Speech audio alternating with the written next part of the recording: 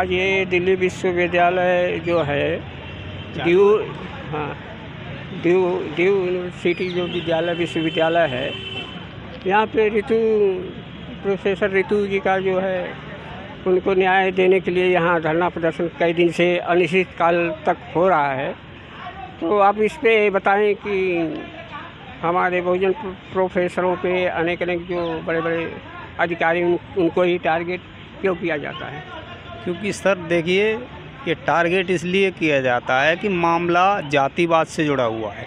क्योंकि वो ये देखते हैं कि ये दलित जाति के जो लोग हैं, ये किसी भी तरह से ये पढ़ लिख के और मतलब ये प्रोफेसर कैसे बन जाते हैं। हमारे इतने टांग अड़ाने के बाद भी, इतना रोक लगाने के बाद भी ये लोग कैसे आगे निकल गए। हाँ जी, तो इनसे बहुत बड़ा दुख होता है।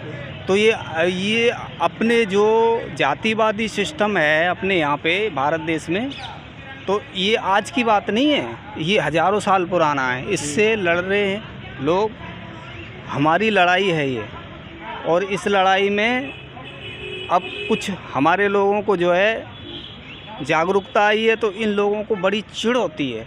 आगे बढ़ रहे हैं लोग, आगे बढ़ रहे हैं। इसलिए शोषण करते थे ना पहले, तो अब शोषण करते आ रहे हैं। हाँ जी, अब पढ़े लिख गए हैं, अब इनका सामना करते हैं, आँख में आँख डाल के बात करते हैं, तो इनको बुरा लगता है।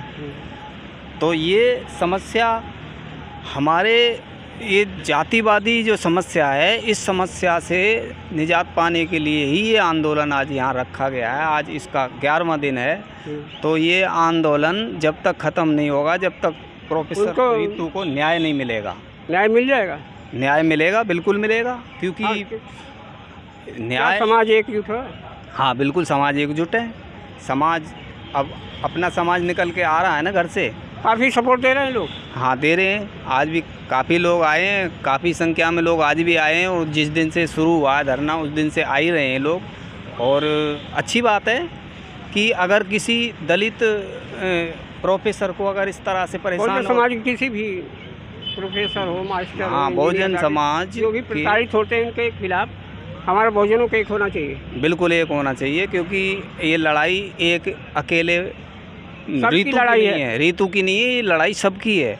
ये लड़ाई हम सब की है, हम सबको मिलके लड़नी है। क्यों नहीं? तो ये लड़ाई अब हम लोग जीतते हैं जी, तो इतिहास के लिए, आगे के लिए काम करेगा। बिल्कुल करेगा। क्योंकि तो आने वाले समय में दूसरा कोई ऐसा, अगर हम ये लड़ाई जीतते हैं, और जीतेंगे, निश्चित जीतेंगे, क्योंकि हम लड़ाई लड़ेंगे और जीतेंगे। क्योंकि अगर इस लड़ाई को हम लड़ेंगे नहीं, तो मनोवादियों के जो है ना हौसले और बुलंद होंगे, जो आने वाले प्रताड़ित करेंगे। आने वाले जो बच्चे हैं हमारे, वो जो है उनका मनोबल गिरेगा। लेकिन हमें ये अपने आने वाले बच्चों का मनोबल बढ़ाना है। जो ये नंबर भी काटते हैं, आगे जहाँ जिस तरह की पढ़ाइयाँ चल रही हैं, और जातिवाद बहुत ज़्यादा है। परीक्षा में भी होता है, संख्या में होता है, संख्या में ये लोग बहुत कम हैं। भर्तियों में होता है, हर जगह। हाँ, हम लोग ज़्यादा हैं, लेकिन हम ज़्यादा दिखते नहीं हैं। इसलिए जो है ना, कहने को तो हम 85 हैं, लेकिन अब कुछ लोग आ रहे हैं 85 नहीं। अगर पूरा 85 समाज एकजुट हो जाए और ताकत अपनी दिखा दे, तो ये फूंक मार देंगे तो उड़ जाएंगे। अच्छा। इनका पता नहीं लगेगा कहाँ गए ये। हाँ, तो हमारी ताकत इतनी बड़ी है। हमारी ताकत बहुत बड़ी है। ये ताकत होते हुए भी पहचान क्यों नहीं पा रहे लोग अपने? पहचान नहीं पा रहे। अब देखो, कुछ बाबा साहब ने कहा था कि हमारे जो बच्चे हैं, ये कुछ इनमें ना दलाल और बड़ुए भी हैं। बच्चों में नहीं, मतलब जो MP MLA बने हैं हमारे आरक्षण के द्वारा, तो ये उनके तो बच्चे ही हैं, हम भी बच्चे ही हैं बाबा साहब के। तो बाबा साहब ने कहा था कि ये आरक्षण के द्वारा जो चुन के जाएंगे, ये हमारा काम करेंगे। लेकिन ऐसा नहीं हो रहा है। और वो यहाँ पे दिल्ली के अंदर पार्लियामेंट में 131 और 131 मेंबर है। SC के 131 मेंबर हैं पार्लियामेंट में, और OBC और SC दोनों मिला के 310 के आसपास होते हैं। लेकिन फिर भी वो कुछ नहीं कर पा रहे। हाँ जी, अगर वो वहाँ से अगर वो सरकार को कह दें ये बात कि भाई ये हमारे लोगों के साथ क्यों होता है इस तरह का भेदभाव, जातिवाद। तो मजाल नहीं है उनकी कि वो इसको रोक ना दें, रोक सकते चाहे हैं। तो एक दिन में सत्ता पलट जाए। हाँ जी, एक दिन में पलट सकते हैं वो, लेकिन बात वही है कि अभी हमारे लिए वो काम नहीं कर रहे हैं ना, वो बिका अपने स्वार्थ में लगे हैं। अपने स्वार्थ में लगे। अगर वो काम करते तो आज चमचे ही इसको कर दिए। बिल्कुल चमचा युग, काशीराम जी ने कहा था ना चमचा युग है। 75 साल हो जाने के बाद भी अभी चमचागिरी उनकी ख़त्म नहीं हुई। अभी चमचे निकलते जा रहे हैं। अभी भी चमचे निकल रहे हैं, चमचे तैयार कर रहे हैं, चमचे। हमारे समाज के लिए कितना खतरा हो रहा है। तो ये खतरा ही खतरा, अब तक खतरा, लेकिन हम लड़ना जानते हैं उससे। अब ये खतरा से ही तो लड़ाई है, ये जो हमारी लड़ाई है वो खतरा से ही तो है। एक प्रोफेसर को जो जातिवादी है वो कुर्सी पे बैठी है, और हमारी जो प्रोफेसर है कहीं अपमानित शब्द वो करके यहाँ उनको सड़क पे प्रताड़ित बैठी किया है। एक प्रिंसिपल जो है जातिवादी वो बैठी है कुर्सी पे, और हमारी प्रोफेसर पढ़ाने काम करते हैं। वो पढ़ाती हैं स्कूल में, लेकिन वो सड़क पे हैं, क्योंकि अन्याय के खिलाफ आवाज़ उन्होंने उठाई। उनको बुरा लगा, क्योंकि ये उन्होंने समझा ये पढ़ लिख के आवाज़ उठा रहे हैं, आगे बढ़ रहे हैं, तो इनको यहीं रोक दो।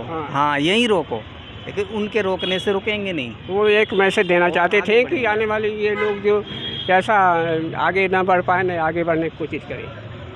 हाँ, हज़ारों साल से उन्होंने मतलब हमारे लोगों को जो गुलाम बना के रखा, तो आज भी उनकी धारणा जो है ना, उनके जो मन में रहता है वो यही रहता, जातिवाद जहर। आज भी वो प्रदर्शन अभी भी चल रहा है, देखिए सामने जी। हाँ, तो काफ़ी लोग आए हुए हैं।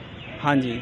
और ये मतलब अनिश्चित काल का है, ये अनिश्चित काल का है। अभी यहाँ चलेगा, कि जब तक न्याय नहीं मिलेगा तो ये चलेगा। अच्छा। न्याय की लड़ाई है ये, और ये हमें विश्वास है हम जीतेंगे इसको, क्योंकि हमारे लोग लड़ना आपका जानते सपोर्ट हैं। है पूरा? बिल्कुल सपोर्ट है सर, सपोर्ट है, तभी तो आ रहे हैं हम, डेली आते हैं। कितनी दूर से आए हैं? हम यहाँ से कम 10 किलोमीटर है, वहाँ से आए, अच्छा। बुराड़ी से आए, 10 किलोमीटर दूर है। तो आप इतने बड़े मेहनत करके, इतने संघर्ष करके जी इनको समाज के लिए, अपनी लड़ाई लड़ने के लिए सहयोग दे रहे हैं, जी।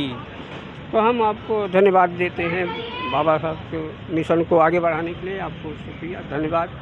जय भीम। जय भीम सर, जय भीम, जय भारत। आपके अम्बेडकर परिवार चैनल का बहुत बहुत शुक्रिया, जो आपने इंटरव्यू लिया और यहाँ का जायज़ा लिया कि क्या चल रहा है। हमारा यही मीडिया है, हमारा यही असली मीडिया है। बाकी वो जो मनु मीडिया है ना, वो हमारे काम का नहीं है, ये हमारा अपना मीडिया है। तो हम आपको धन्यवाद देते हैं कि आप इसी तरह से सच्ची रिपोर्टिंग करते रहिए। और